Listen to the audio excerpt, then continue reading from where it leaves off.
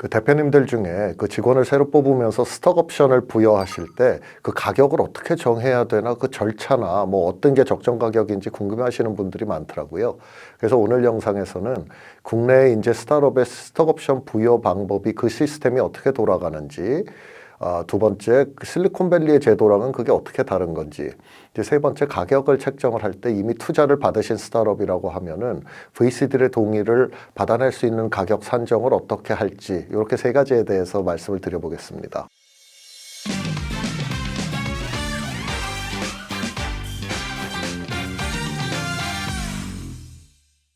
안녕하세요. 데모데이 김범수입니다.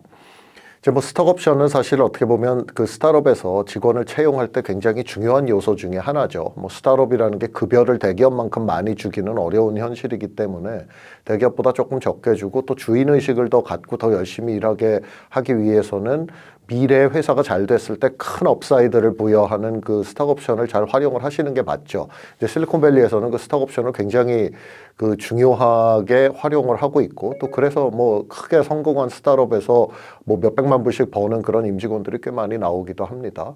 근데 이제 그 국내는 실리콘밸리랑 조금 시스템이 좀 달라요. 그래서 제가 먼저 그 스톡 옵션을 가장 활발하게 활용하는 실리콘밸리의 시스템과 국내 시스템이 어떻게 다른지를 말씀을 드리고, 여러분이 이제 VC 펀딩을 받으셨다라고 할 때 이거를 임직원을 뽑을 때 스톡 옵션 가격 같은 거를 어떻게 정하실지, 그걸 또 투자자들의 동의를 한국에서는 다 받으셔야 되거든요. 그래서 그거에 대해서 말씀을 드릴게요. 일단 그 실리콘밸리와 한국의 스톡 옵션 제도의 가장 큰 차이점은, 실리콘밸리에서는 그 스톡 옵션을 전체 발행 주식의 몇 주를, 몇 퍼센트, 보통은 그게 한 뭐 10%에서 15% 정도 되는데요. 몇 주를 스톡 옵션 풀로 유보한다라고 정관에다가 이렇게 써놓습니다. 그러면은 그만큼은 아예 주식이 발행됐다라고 생각을 하고 그 캡 테이블, 그러니까 지분 구성표를 만들어요. 그래서 실리콘밸리의 그 캡 테이블, 그 주주 구성표를 보면은 이제 outstanding basis가 있고, 그러니까 발행된 주식 수로 하는 표가 있고, 그거는 이제 옵션은 발행되기 전까지는 안 나오는 거죠. 그 fully diluted basis로 하는 게 있어요. fully diluted basis로 하면은 그렇게 아직 부여하지 않았지만 주주들이 합의를 해서 스톡 옵션 풀로 쓰기로 한 주식 수만큼도 마치 다 발행된 것처럼 생각을 하고, 그러니까 모든 발행 가능한 모든 주식이 다 발행됐다라고 생각을 하고 만드는 게 fully diluted basis의 캡 테이블이에요. 그래서 미국에서는 그거를 보통 VC들이 투자할 때 지분할 때는 그 스톡 옵션이 아직 다 부여 안 됐어도 스톡 옵션 풀로 유보해 놓은 정관에 명기된 그 주식 수만큼은 아예 다 발행될 거라고 생각을 하고 VC가 자기 지분을 계산을 합니다. 예, 근데 그래서 그 실리콘밸리에서는 스톡 옵션 풀을 정할 때는 그거는 전체 주주가 동의를 해야 되는데, 한번 뭐 100만 주를 뭐 2024년 스톡 옵션 풀로, 보통 ESOP이라고 그러거든요. ESOP, Employee Stock Option Pool이라고 하는데, 또는 플랜이기도 하죠. 그래서 그 ESOP를 한번 유보를 해놓는데 그때만 주주 동의고, 그 뒤에 그 스톡 옵션을 새로 뽑는 직원한테 몇 주를 어느 정도 행사 가격에 줄 거냐에 대해서는 그 미국에서는 그거는 이제 이사회 승인 사항이에요. 그래서 매번 주주 동의를 받지 않아도 됩니다. 근데 한국은 이게 좀 다른 게, 한국은 스톡 옵션을 부여하는 건건이, 그러니까 주식 수의 변동이 조금이라도 생기는 거는 모든 주주의 동의를 받게 돼 있어요. 그래서 한국 쪽이 직원을 새로 뽑을 때 스톡 옵션을 부여하실 때마다 미국보다 조금 귀찮아요. 미국은 그냥 이사회에서 결정을 하면 되는데, 이사회는 몇 명 안 되잖아요. 한국은 내가 투자해준 VC가 10군데가 있다라고 하면은 그 투자자 전체 동의를 받아야 되는 거예요. 그건 어쩔 수가 없습니다. 그렇기 때문에 보통 한국에서 1년에 한 번씩 주주총회라는 거를 여는데, 뭐 형식상 문서상으로 열더라도 주주총회를 열 때 그 스톡옵션을 누구한테 몇 주 주고 이거를 그 전해 년도에 부여하기로 한 스톡옵션에 대한 거를 그때 전부 한꺼번에 주주 동의를 받는 거죠. 그래서 그 미국에서는 한번 풀을 만들 때만 주주 동의고, 그 뒤에는 이사회 동의 승인만 필요한데, 한국은 건건이 부여할 때마다 다 주주 동의를 받아야 되기 때문에 한국 쪽이 조금 더 그 주주들과의 그 스톡 옵션 부여에 대한 커뮤니케이션, 그 컨센서스를 이루는 게 훨씬 더 중요합니다, 한국에서. 자, 두 번째는 이제 그러면 스톡 옵션 행사 가격을 어떻게 정할 것이냐에 또 차이가 있는데요. 이제 행사 가격 같은 게, 제가 요거는 그 저희 데모데이에 있는 다른 그 스톡 옵션에 관련해서 제가 쭉 설명해 놓은 영상이 있거든요. 그거 여기 위에 띄워 드릴게요.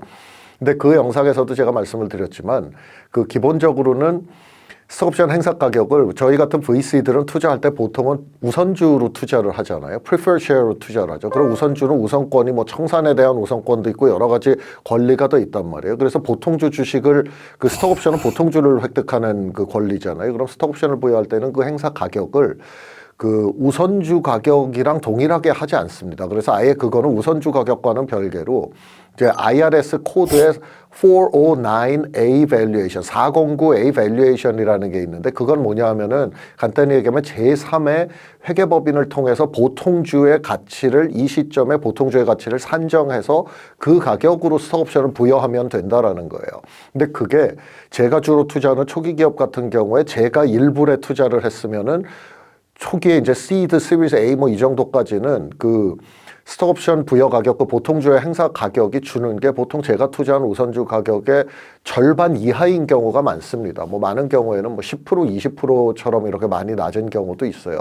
그래서 그 경우는 초기 기업일수록 어차피 리스크가 크기 때문에 보통주를 획득할 스톡옵션의 부여 가격을 조금 낮게 선정을 합니다. 그 409A 밸류에이션이라는 것도 그게 무슨 사이언스가 포뮬라가 있는 거는 아니고 그냥 어떻게 보면은 우선주 투자 가격이 6개월 전에 있었던 펀딩이 이 가격이었고 뭐 이러니까 여러 가지 방법으로 정당화는 하지만 대충 어느 선에서 하면은 마켓에서 평균적으로 인정되는 그런 가격이겠다라고 그 회계법인도 그런 그 비즈니스 고려를 하는 거죠. 그렇게 고려를 하고 뭐 대표랑도 그러니까 그 좀 의논을 합니다. 이게 뭐 투자자들이 이 정도면 뭐 괜찮을까 뭐 이런 식으로 얘기를 하는데 보통 그게 평균적으로 보면은 절반 가격 이하 뭐 20-30% 정도에서 결정되는 경우가 많아요. 초기 기업에.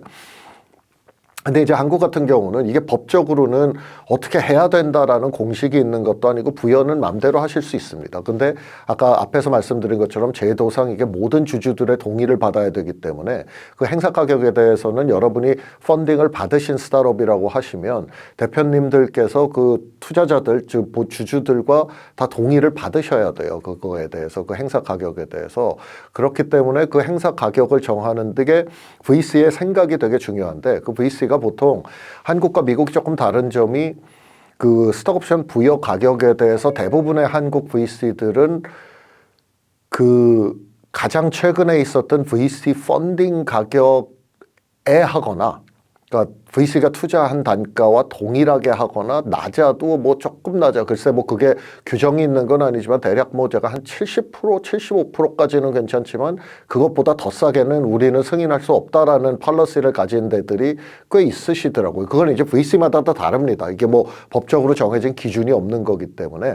그래서 이제 창업자 대표 입장에서는 당연히 직원을 뽑을 때 이거를 더 싸게 줘야 동기가 부여될 것 같으니까. 왜냐면 이게 VC 투자 단가라는 건 기본적으로 초기 기업도 예를 들면 기업 가치 100억에 투자를 했다, 50억에 투자를 했다 그러면은 그래서 사실 그 회사가 뭐 제품도 없는 회사가 기업 가치가 장부상 진짜 50억이 될 리는 없잖아요. 그거는 VC가 미래 가치를 생각을 해서 해주는 거니까.